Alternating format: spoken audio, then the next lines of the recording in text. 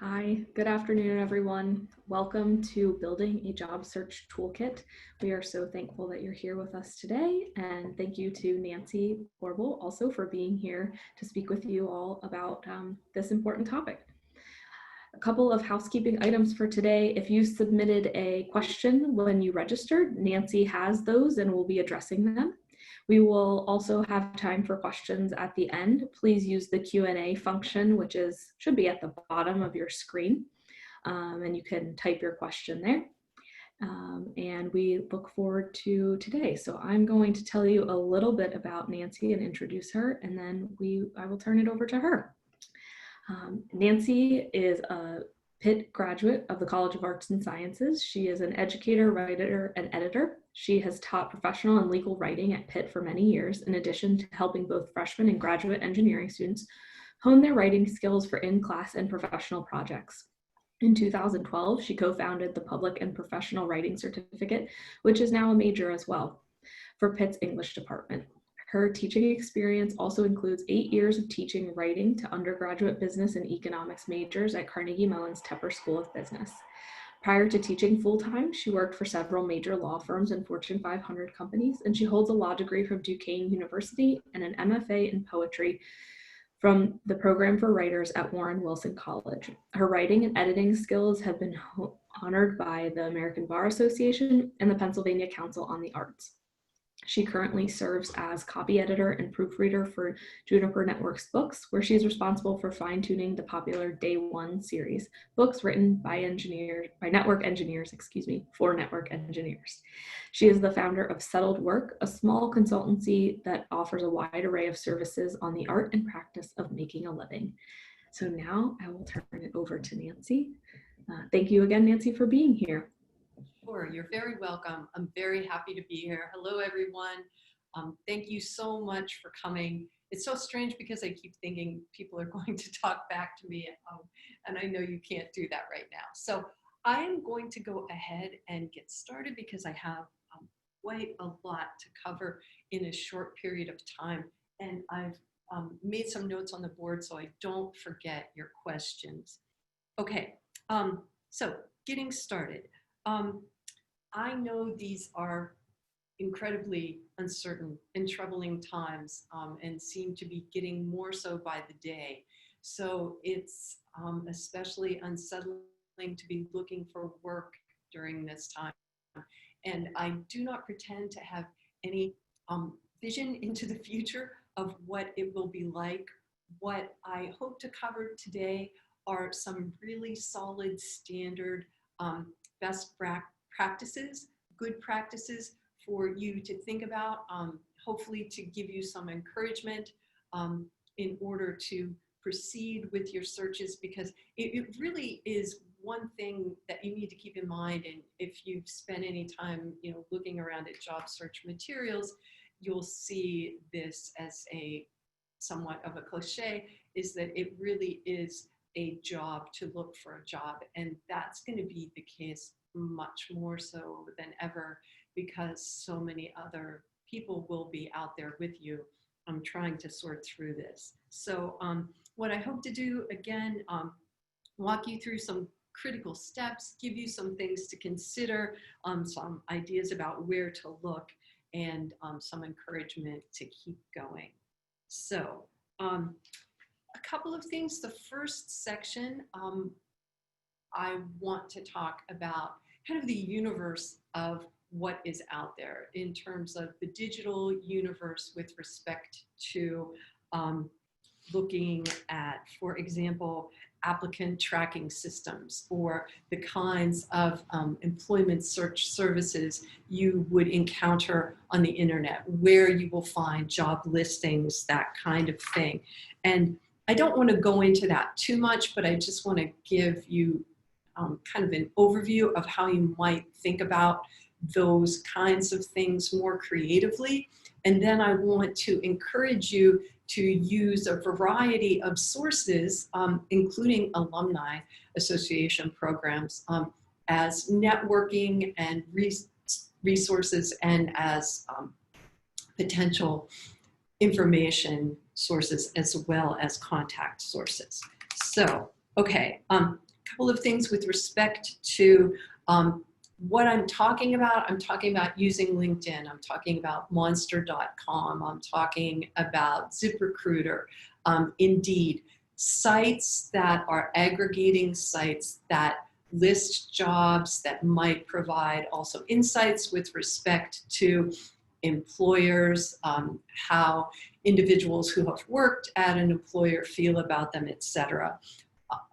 I am old enough that I remember the days when you went and you spoke to someone in person, and now, of course, that's additionally complicated by the COVID-19 virus. So what I would encourage you to do from the beginning when you're looking at this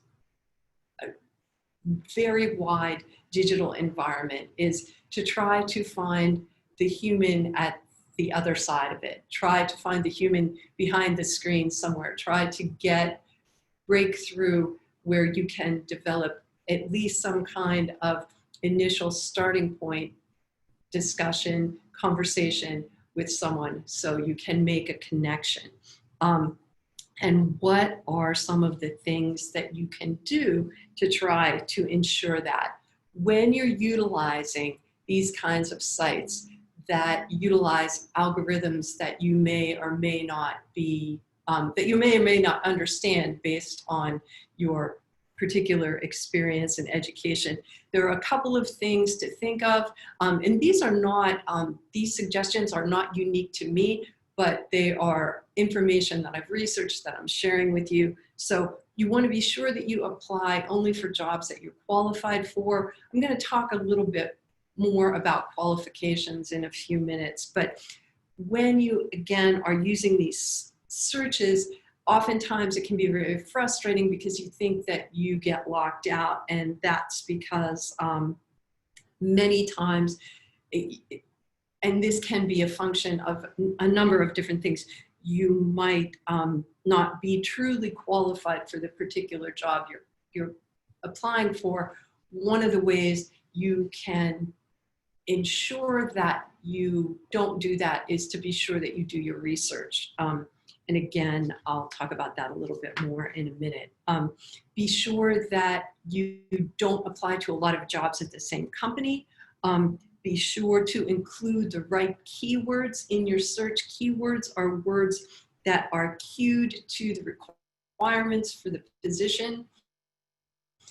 And you need to also put those keywords in context. You don't want to just rely on the keywords themselves. If you get through the keyword gatekeeping, then there will be a human reading your resume, say, at the other end, and you want to then be sure that that human has a somewhat rewarding experience by looking at your keywords, not just as kind of artifacts, but as words that are put in context and that really represent what you can do. They represent your particular skill sets. Don't try to trick the system. These systems you'll see, you may see it called, they're called ATS, again, applicant tracking systems. Practically everyone uses them. You want to be sure that you use the right file type. You'll see on application forms that sometimes PDFs are okay, sometimes they're not okay. So you want to be sure to double check that so you don't get yourself kicked out at a very early stage. You want to be sure that your resume is easily scannable. That means that you don't use a lot of fancy formatting. And this needs to be the case both for robots and for humans, because you want to be sure that you, again, have a document that is easy to read and that is human accessible. Okay. Remember too that not all positions are posted on these search engines or on places like LinkedIn, etc., even though they can be very lucrative sources. So you want to try to get to a company if you can.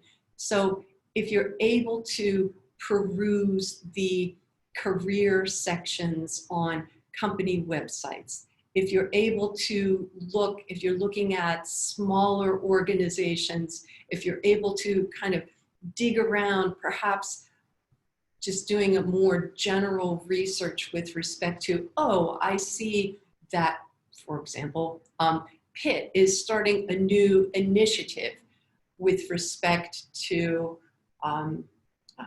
like digital something. So that would be a way, a place in which you might do some more research, and you would then be able to possibly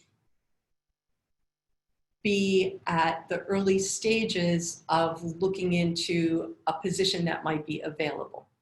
So again, you want to be sure that you kind of broaden your search outside of just these digital searches, do some research, take some time, try to put some things together.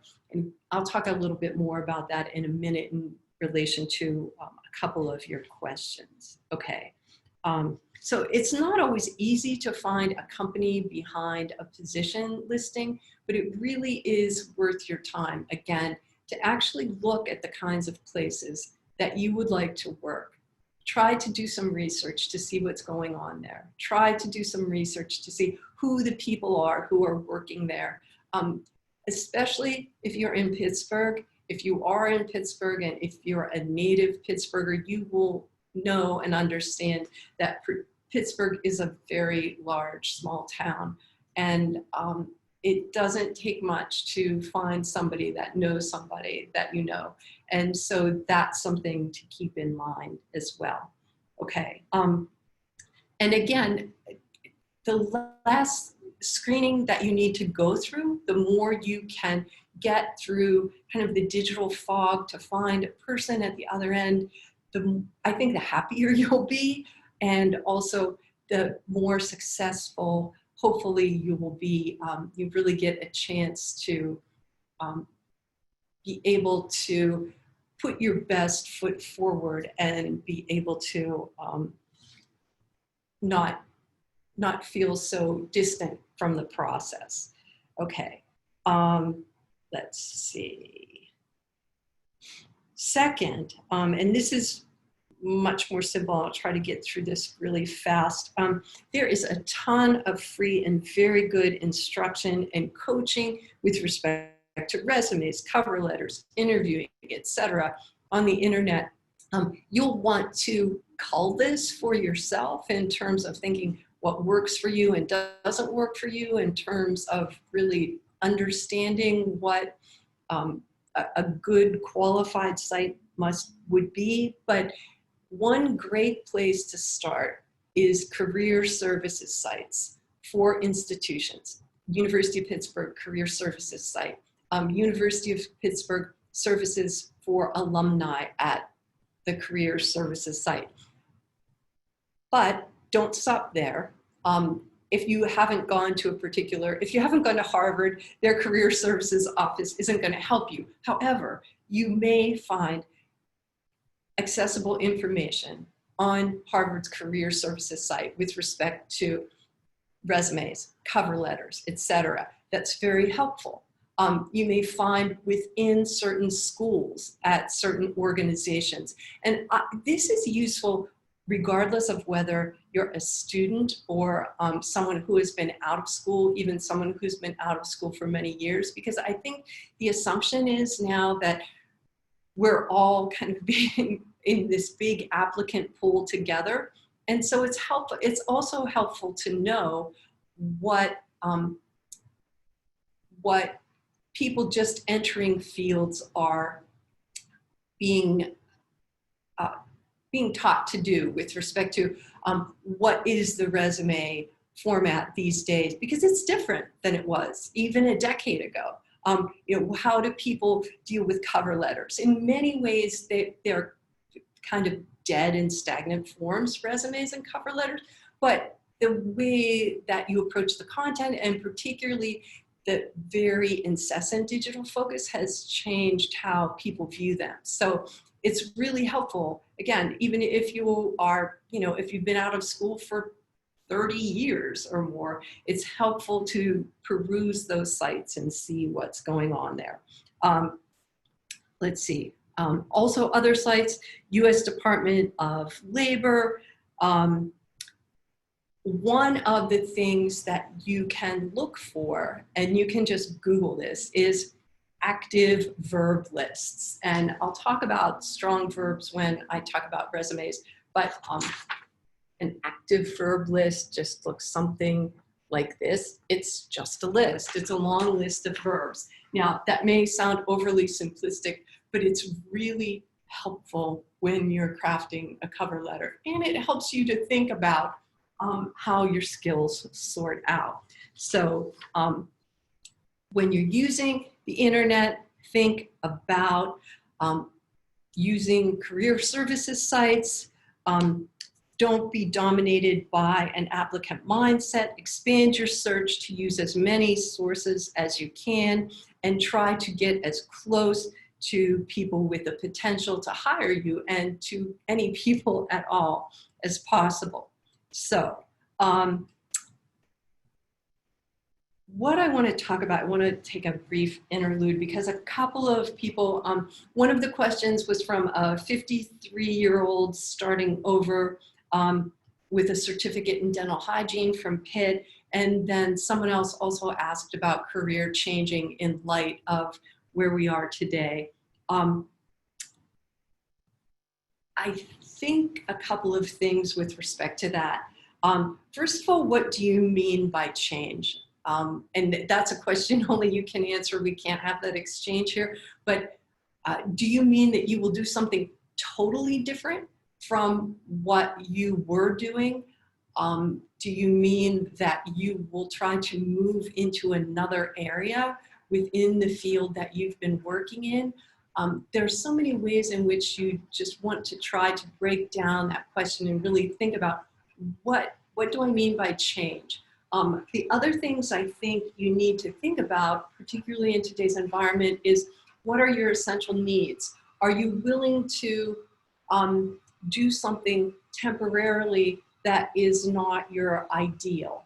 And if that's the case, then how do you make decisions as to what that temporary work would be in terms of what would suit you, what would you actually be qualified for, what's the minimum kind of shift that you would be willing to make, those kinds of things. If you're in a position where you're able to take a little bit of time and think more broadly about what you mean by change, and there's something perhaps that you've always wanted to do that's completely different, for example, than dental hygiene, and then you need to ask yourself, do you need a different credential?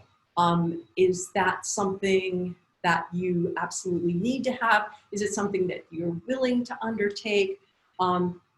Is it something that you may actually not need? There's a book I really like called Don't Go Back to School by Keo Stark. This copy's a little bit beat up because it got stuck in the rain. But she has a whole list of individuals in here who have done very creative, interesting things and taught themselves things.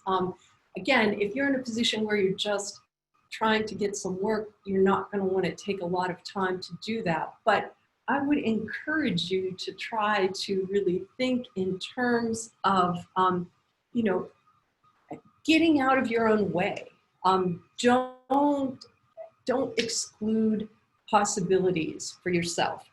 If you're not in the game, for example, you won't get anything. So if you don't get out there and you don't offer yourself up, you won't. Certainly no one's going to call. So think in terms of working actively on your job search daily. And I mentioned this earlier. It's really key. It's hard to do.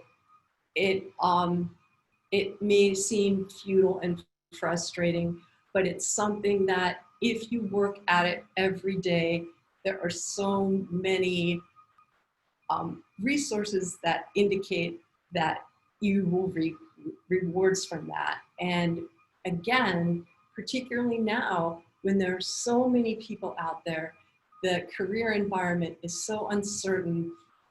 I think there's a lot of people out there that are going to be just scattershot looking for positions. And the more that you can be solid in your skill sets discussion and in terms of having some kind of vision of what you want. And again, in these times, I would urge you not to think of perhaps a single line of pursuit, but to think of a range of issues that fall within your skill set. It would almost be like if you were looking at applying to colleges, if you're younger, or applying to graduate schools, and you think, okay, well, this is my sure school, and this is my, maybe, and this is my reach school. And you could look at your search and the kinds of things that you're interested in terms of those sorts of categories, thinking, all right, well, and again, be realistic. You're not going to, probably be a CEO of something overnight unless you're going to create your own business. But what happens, I think, in this whole process is that it becomes very leaden and it becomes very staid and stagnant.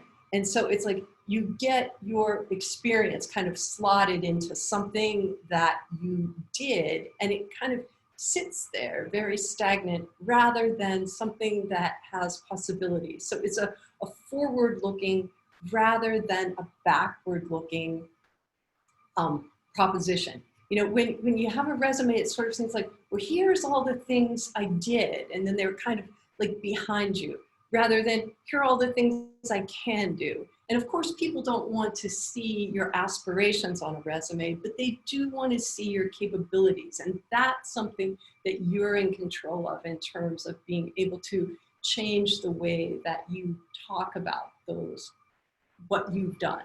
That you don't view it as a backwards view. I mean, there's experience that I had, 30 years ago. Is it all relevant now? Has what, I was a paralegal for a Fortune 100 corporation. The skills of a paralegal for a Fortune 100 corporation these days are different. They're much more, digital, much more key to things like being able to use Excel, etc. However, there is a certain kind of mindset, there's a certain kind of understanding, there's a certain kind of contextual knowledge that you don't really lose if you've worked somewhere for quite a while. So that's the kind of thing that I would urge you, if you're looking at changing, if you're looking at transforming, I would urge you to think about. You want to try to follow up on applications that you have made, to be sure that you network. Again, if you're in this changeover environment, send thank you emails, make time for LinkedIn. I mean, you really want to be sure that when you're changing over, and don't be afraid to change your materials. I mean, it's one thing to misrepresent yourself. It's another thing to revise what you've done.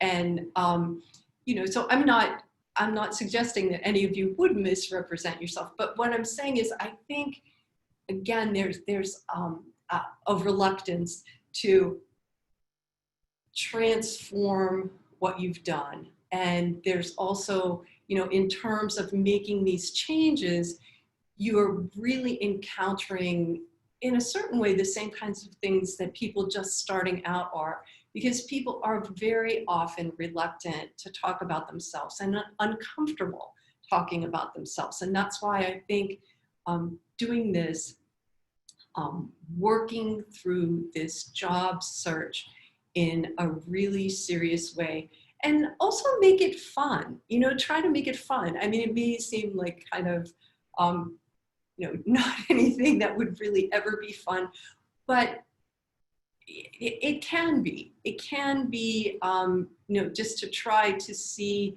you know, what you can build and what you can make. And it's really an investment in you. So consider what you mean by change. Do your homework. Look at a lot of possibilities. Consider your essential needs. You can think of developing a portfolio of projects that you have done. And let me talk about that now. So the starting point of all of this, really what I was thinking when I conceived this webinar, is building on skills and understanding skills and being able to transform, again, this kind of stagnant experience into something that's more active and pliable. So it's not just, I did this at XYZ Corporation, but I am good at XYZ. And it's also, when you're thinking about your skills, you don't want to confine that to just the work that you have done for hire. Now, this gets into a kind of tricky area because it can be difficult if you're, yeah, I've never liked the word hobby because it seems reductive to me somehow, excuse me. But many people have significant hobbies, have significant side activities that they engage in, or perhaps even small activities that can be used as a starting point, if not something that you're going to put on your resume, as a way for you to enter into thinking about the kinds of things that you do, that you like to do, that you're good at, and you care about. So it can help you to tease out narratives and stories which are key to your success in this process. So, for example,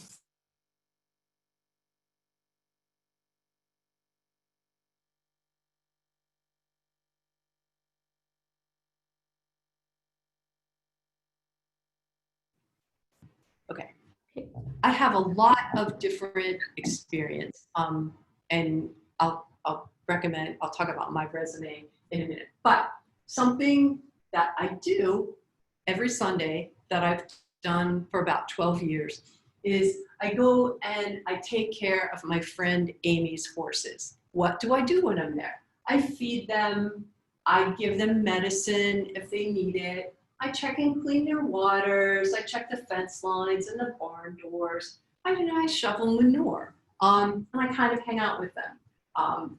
I do this for 16 horses. Some of them are very big, and I've been doing this for about 12 years. Now, is this something I'm going to put on my resume? No. Is it something that I can think about in terms of connecting this work to these kinds of verbs, these kinds of terms, skills, and then does this give me a way to think about the things that I do in other of the work that I do?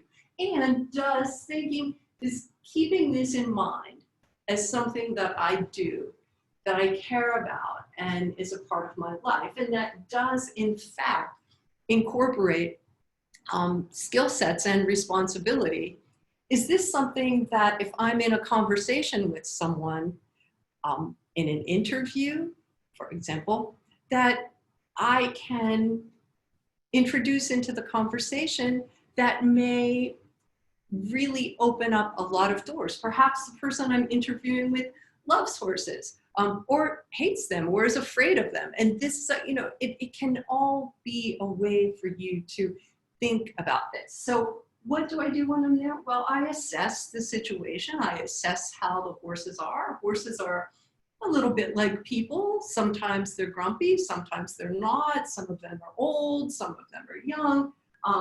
So I need to adapt to the situation.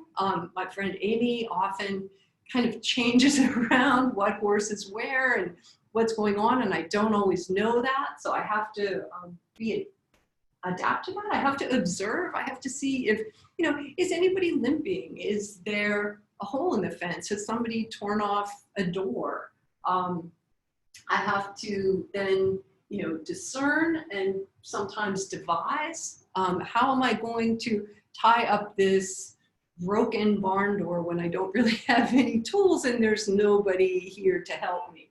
I have to evaluate, what's important and what's not, and I'm offering support. Okay, so these are all, and those are, these aren't. I would say these are neither hard nor soft skills. I mean, but they're important skills that you can put in context with respect to a resume. So let's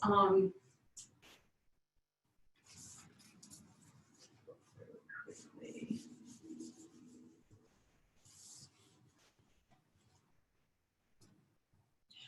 Another way in which resumes can become a problem and are very stagnant is that what everybody works with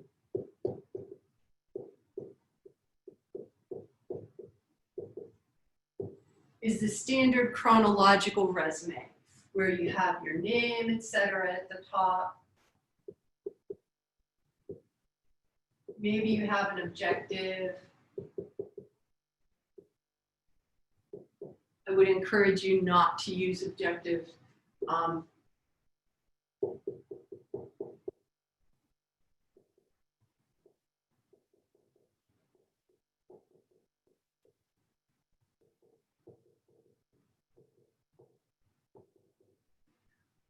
Very few people's experience fits into this format.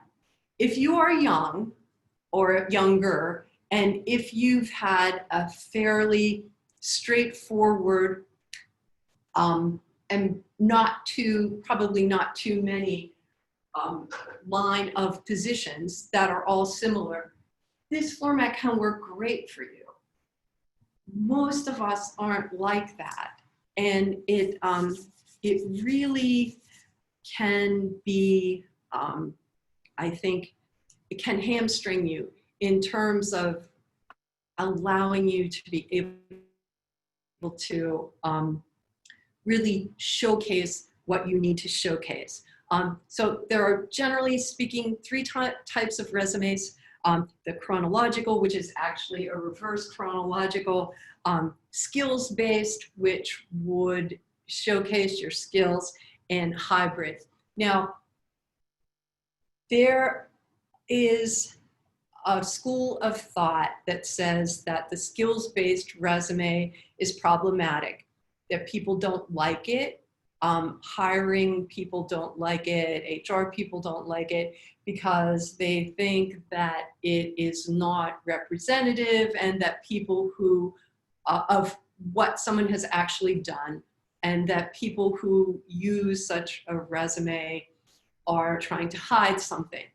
It is often touted as the kind of resume that, for example, somebody changing jobs or somebody who wants to get into a new job will use, because if you are trying to move from being a dental hygienist to a medical record keeper, there would be crossover skills, but you're not going to fit into this standard format. So you're going to want to think in terms of, what are the things that I know how to do as a dental hygienist that would also be applicable as a medical records keeper.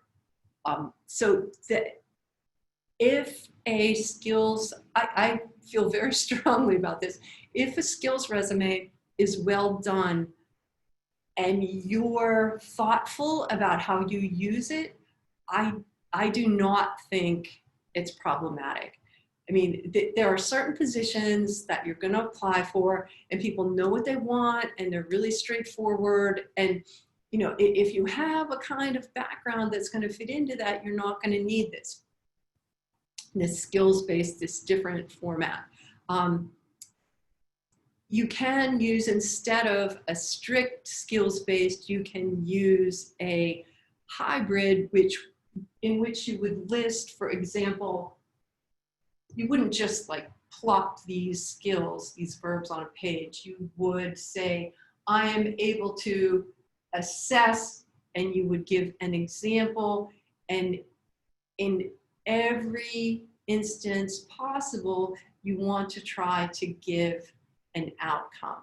What was the positive result of what you did? What value did you contribute? You know, in some instances, and it can be really intimidating if you look at sample resumes and you can look at somebody who works in a business situation or a retail situation. They'll say, well, I made this change and I saved the company, you know, $500,000. Sometimes what you've done is not always that quantifiable numerically quantifiable.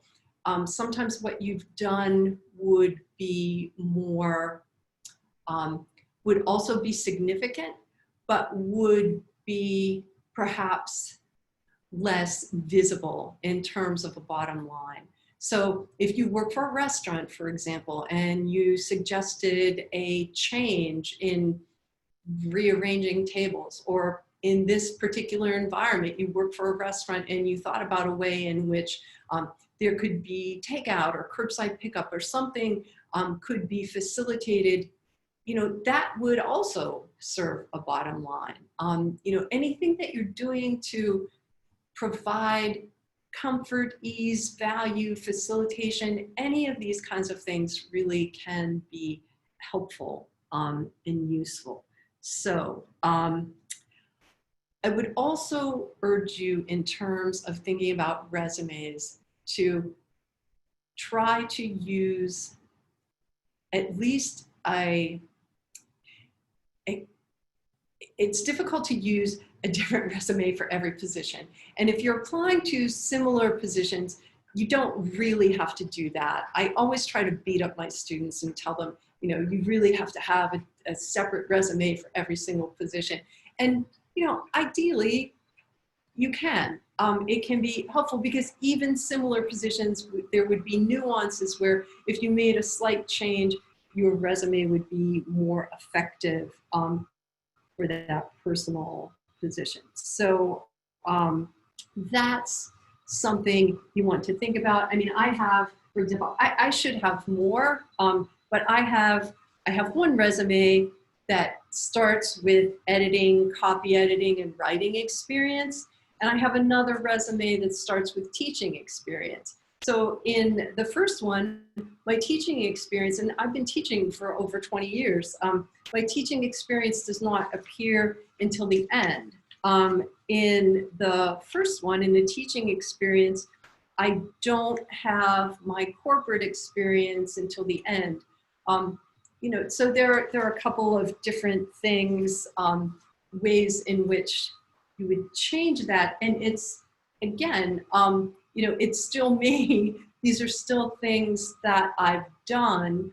But I actually think both of the resumes, from my perspective, my resumes are problematic because, again, they're stuck in these little boxes, these little frames where you're framed in by year and you're framed in by position. And again, people like to see those frames. Hiring people like to see those frames. The last time I checked, it may even be shorter now. You know, people spend an average initially of 7 seconds on a resume. So you have, you know, a very small window to get in and get out. And if people don't see what they want very early on, they're going to move along.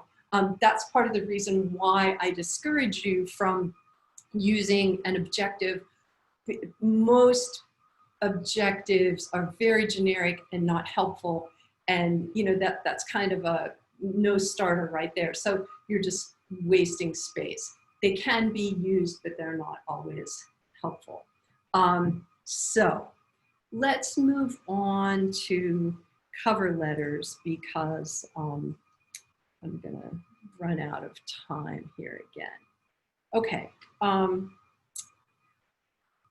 It's really important with cover letters that you don't use them.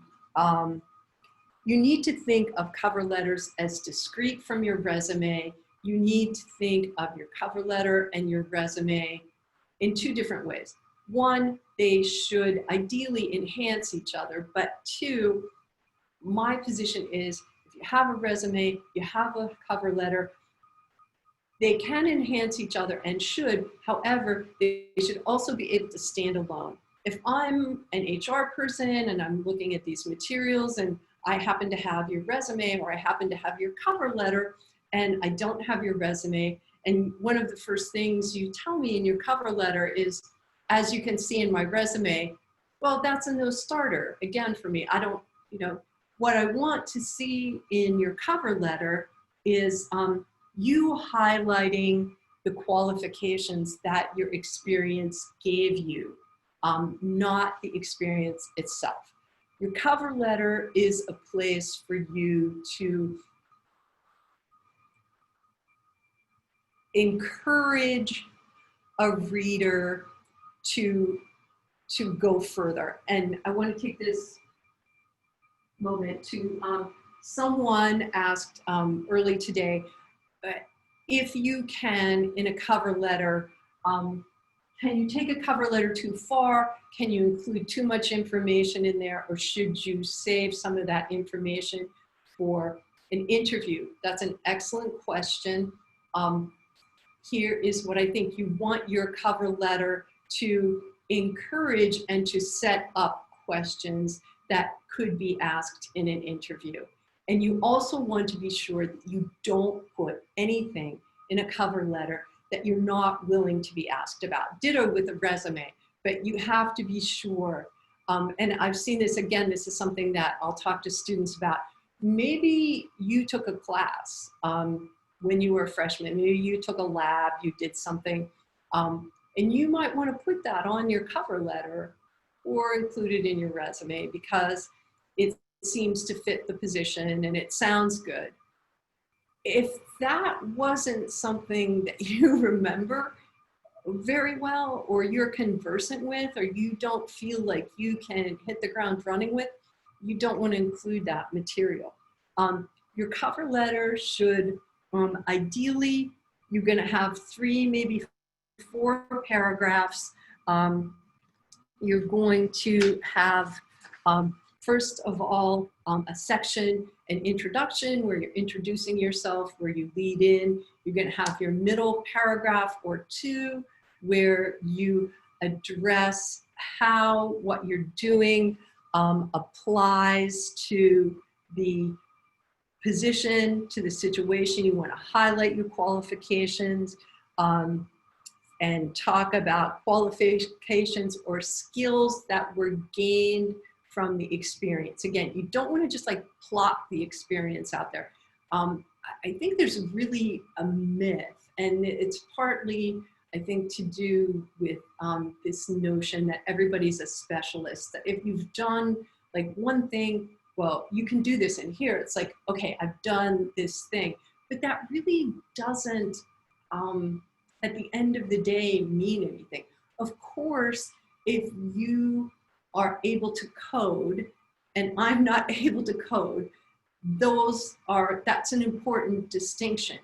But once you start to move beyond those very narrow lanes of capabilities and actual experience, you need to really think of opening out into, what did I learn by being able to code? I mean, where was my code used, etc. I mean, so you're wanting to really explain and expand upon what that experience meant. So first paragraph, introduction, lead in, cue to the position that you're applying for. If you know someone, if you're applying at somebody's suggestion, if you know someone and that person knows that you're going to use their name, use it right there. Anything, again, that you can get somebody that's scanning, that looks at a lot of these things, anything you can get in terms of them like moving in right away and saying, oh, you want them to keep reading. That's the thing. And again, this is something I tell my students, think in terms of when you are reading an email, think of when you stop scrolling. Most people stop scrolling very early on, not even at an initial paragraph. And remember, people are probably not going to be looking at this on the page. They're going to be looking at it on a screen. So you have your initial, introductory, get in. You want to be sure you have a good transition from that introduction to the body paragraphs, and then a conclusion where you remind the reader that you're a strong match, where you include any kind of request for interview, etc., that you're comfortable with. One other thing about cover letters, you'll see in a lot of examples where in the example, it will say in the closing paragraph, I will call you on thus and such a date to follow up. Here's my thing with this. I don't like to call people on the phone. I would probably never do that in a million years. Some people would. Some people really advocate that whole kind of calling process, cold calling process, etc. If you're comfortable with that, put it in there and do it. If you're not, don't do it. I mean, there are all kinds of other ways to follow up. You could follow up with an email. You could just wait to hear. Again, that's at the end of the day. Another thing to really keep in mind is that these materials are yours. You need to make a resume. You need to make these cover letters that you are comfortable with and that sound like you. And that can be really hard. It's hard to do. It's uncomfortable. You have to keep kind of changing and adjusting along the way, especially if you're trying to make a change or a transition. And if you're going to make a hard transition, to something that you really haven't done before, that would be, that makes these materials all the harder. But really, it's worthwhile. It's worthwhile at the end for you to do that. All right. Okay, let me see what I've missed. Okay. Again, these skills, I think I didn't really focus on this time. I like to think of your skills as kind of chunks, like chunks of skills. And they're mobile, and there's something that you could move around, like Legos maybe. And so you have, you have capabilities, and they're not just dead somewhere hanging out in your experience. They're skills that you move around, and you think of them not just related to this one thing that you did, but to other things that you may have done and other things that you're capable of doing. I mean, to go back to my course experience, in almost every position I've had to assess situations independently and then adapt to the environment and act accordingly. It's been necessary for me to observe a room, either of students or of corporate executives. It's been necessary for me to provide support to people who need various different kinds of support, and to discern how I can best do that. So you have skills, they're transportable. Don't think of them as, don't diminish them. And if you are young and starting out, always remember that there are likely a ton of things that you have done. If you were an Eagle Scout, if you were a camp counselor, if you built your own guitar, built your own computer, there are all kinds of things that you've done that you can use. You can think of, my barn scenario, and you can plug in what you've thought about with respect to, or what you've done with respect to that, and then think about how you can work with it. Okay. All right.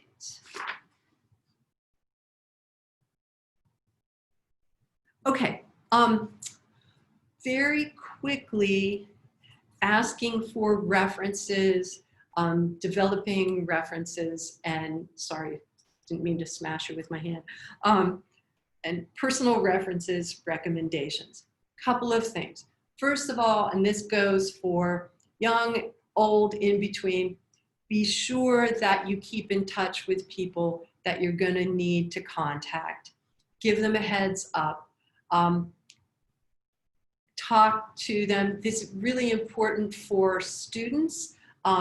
If you're thinking about going to graduate school, or that's something that's in your future, be sure that you keep in touch with faculty who can give you that reference or recommendation.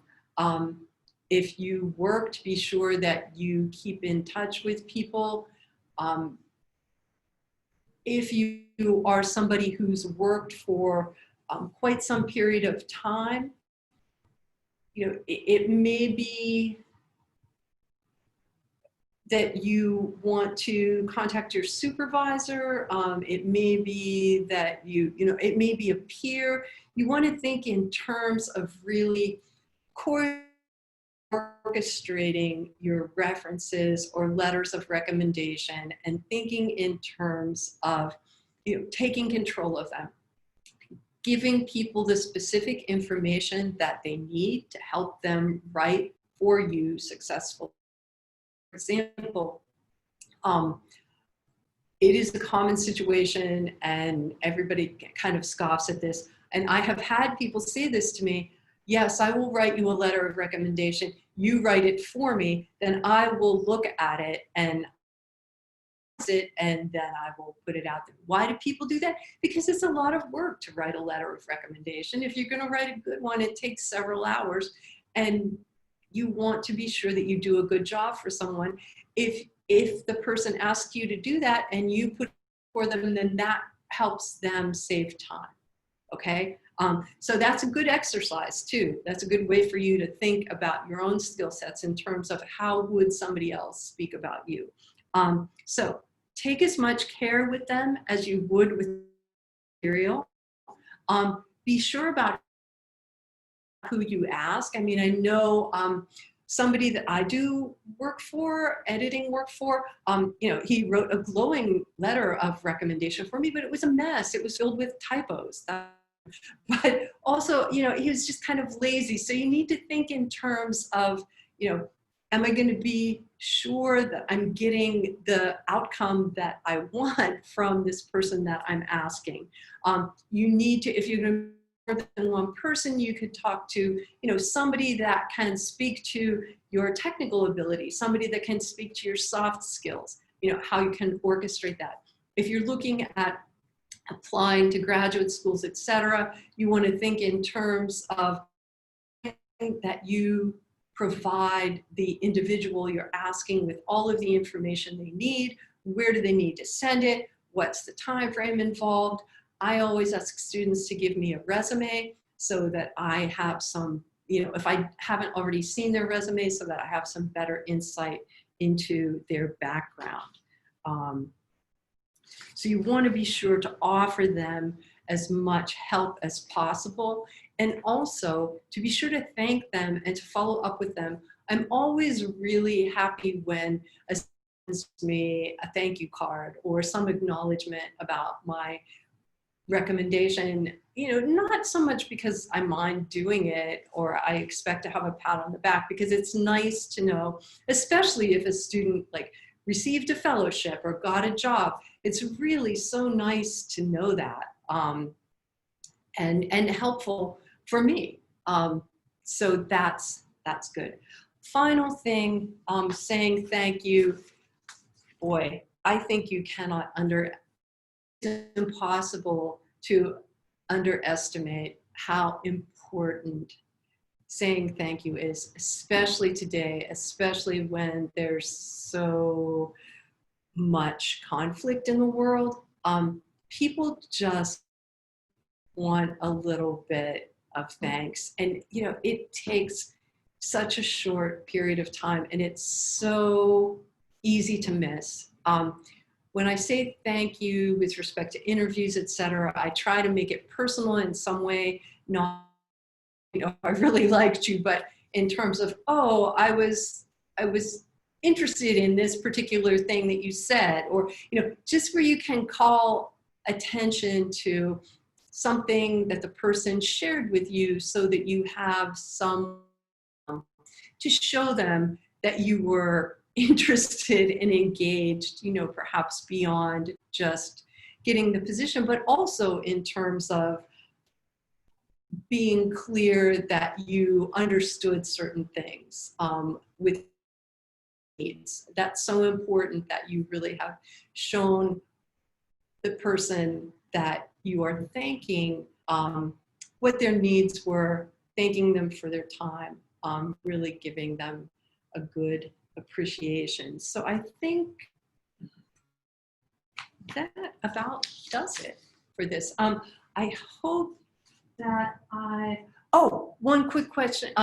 I did not talk about salary discussion. Somebody asked about when to address either in the interview, either in the application process or in the interview process. So here is what I think about that. First of all, a main thing, you want to try to be sure not to get in a position where you're negotiating about yourself. I hate applications where they want you to put an expected salary on there, but most important, you can't get away from that if it's on the application. So be sure not to undersell yourself. How can you do that? Do some research regarding what those kinds of positions pay.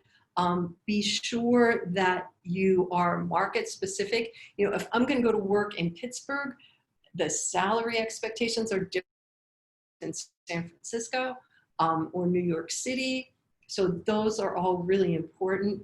Be realistic about your worth, and that goes both ways. Not too long ago, I asked for something with regard to work I was doing, and the person didn't flinch, and I was really glad for what I asked for. So that's really important. And if you're actually interviewing, I would try to put the onus on the person interviewing you as much as possible. Try to get some information from them. The person likely tried to dodge that and put the onus back on you with respect to saying, oh, well, I can't divulge this or whatever. But, and this is, I'll leave you with this thought. Many times interviewing, A, hate to interview, B, aren't good at it, C, are uncomfortable with it. And the more you can do to help them along those lines, that's really helpful. So also the same thing with salary. I think the more confident you are in what you're asking for, and know going in whether, if somebody really comes in under what you want or what you need,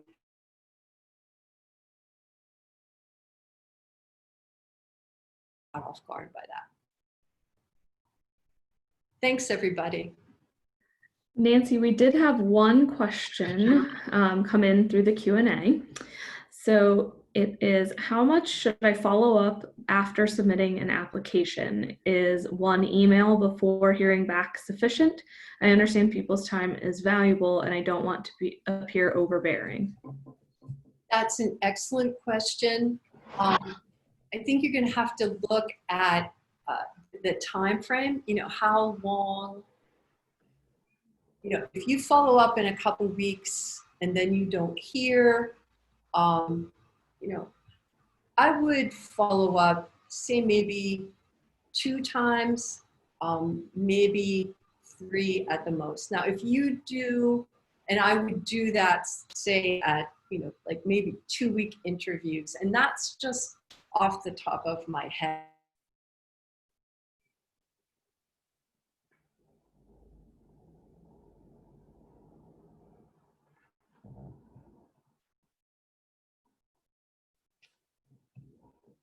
Getting back to this person and they finally talk to me. Sometimes of personal comfort for the person that's doing it. Are you willing to, so-called badger a person? In some instances, people, really respond to that, or they think, oh, this person's a go-getter.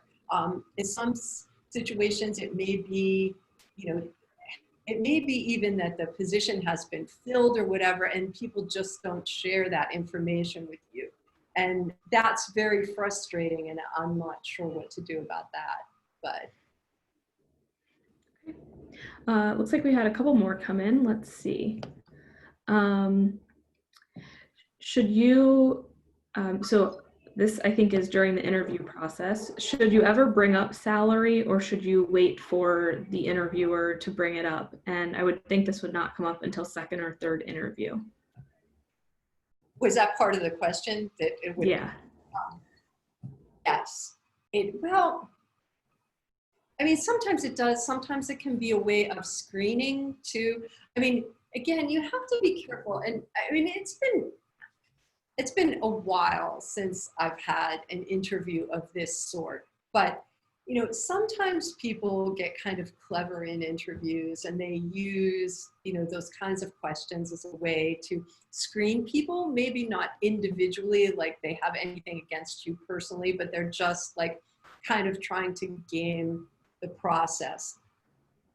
My personal feeling is that it's not usually good form to bring up salary unless the person interviewing you has brought it up first. Now, if you are like at the 2nd or 3rd interview and no one has talked about it yet, then I do think that that's fair to say, well, something along the lines of, well, what's the range of this position, or that kind of thing. So I think there are ways to phrase that kind of question that can be more subtle and nuanced than kind of, like, well, what does this pay? What's the salary? I mean, you can talk in terms of, well, what's the range, etc. So that was the last question. Thank you so much again for your time. Thank you everyone who joined us today. Just so you know, when you close out or when we close out, a survey will pop up that just has 4 questions asking you about your experience today, and we would appreciate it if you would share your feedback. And thank you so much, Nancy. We appreciate you being here today. Thank you. Thanks very much, everybody. Take care.